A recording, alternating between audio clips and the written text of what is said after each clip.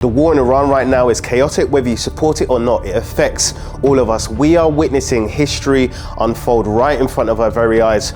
Trump's not backing down, Netanyahu's not backing down, but more importantly, Iran's not backing down. Is this about nuclear deterrent or about oil? This goes back to the 20th century in Iran. How does regime change affect the property market in the UAE? Should you sell or should you buy? Does it bounce back, or do we see a correction finally in the markets? Is this the biggest opportunity that we will see in a long time? The UAE has long sold itself as the safest financial shelter in a volatile region. Historically, the UAE has boomed from political shocks, but this one is different. And with the recent tensions, the pressure is beginning to build. Guys, I'm Pierre Lutz and I specialize in the sales of real estate between Dubai and the UK. And if you're considering buying or selling, or if you would just like more information about the future of Dubai, contact me on the details below. Okay guys, let's unpack it. Right now, tensions between the United States and Iran are once again shaking the Middle East. And when the Gulf shakes, the entire world feels it. Oil prices react, markets move billions of dollars, and they start shifting across the borders. Because through one tiny waterway, the Strait of Hormuz is a strait between the Persian Gulf and the Gulf of Oman. It provides the only sea passage through the Persian Gulf to the open ocean, and is one of the world's most strategic, important chokeholds, with nearly 20% of the world's oil. I'll just show you. So this is, up here is Iran, and then you have, let's call this the UAE here, UAE, and this is the sea passage that flows through. Very, very important. And if that flow is threatened, the ripple effects hits everything: inflation, stock markets, investment, and yes, even the future cities like Dubai. The UAE economy is deeply connected to the world.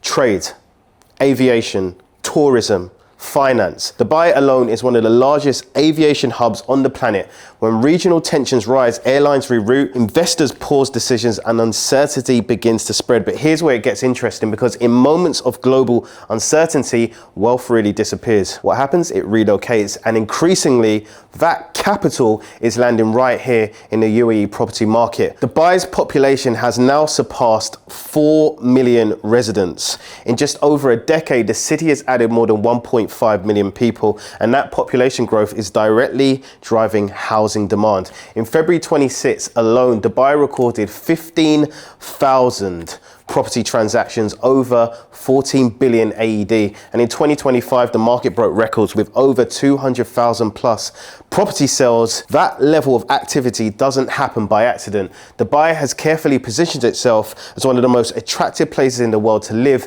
and invest. Safety, security advantages, global connectivity, and lifestyle. But here's the question nobody likes to ask: what happens if the music slows down? Because over the next few years, analysts expect hundreds, thousands of new homes to enter the Dubai market. And if supply grows faster than population, prices will eventually have to adjust. That's just basic economics. So now we have two possible scenarios. Scenario one, conflict ends quickly. The conflict ends within weeks, tensions cool, markets begin to stabilize. Some investors who rushed into Dubai during the uncertainty maybe step back. New buyers enter, but the underlying fundamentals remain. Population growth, not maybe at the same pace, but still increases year by year. Institutional capital continues entering Dubai as the market matures. Global migration, business relocation, and strong rental yields. Property prices still increase year by year, but it takes some time. Then we have scenario two.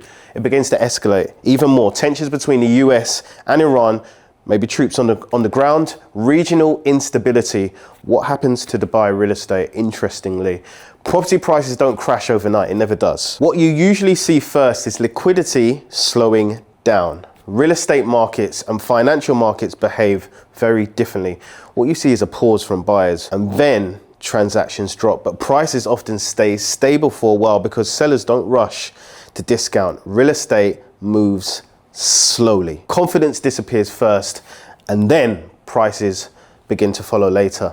This is where most investors go wrong. They confuse momentum with strategy. They mistake hype for fundamentals. If your investment strategy depends on flipping or short-term excitement or even social media hype, you're not investing, you're gambling. Real strategy is based on fundamentals. Do not rely on future financing, market appreciation, or flips to cover your investment portfolio. Focus on long-term investment, rental income, and a planned exit strategy that doesn't depend on finding the right buyer at the right moment. Those factors matter far more than headlines, even geopolitical ones, because the best investors understand something simple. A famous quote I'm going to tell you: in investing, what is comfortable is rarely profitable. Dubai will slow down at some point. Every market does. But there will be corrections, there will be pauses. But the difference between speculation and strategy is understanding why a market moves in the first place.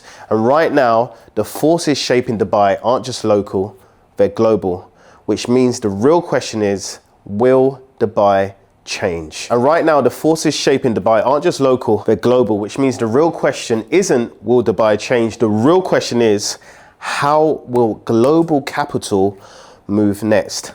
Guys, I'll see you on the next video. Check it out.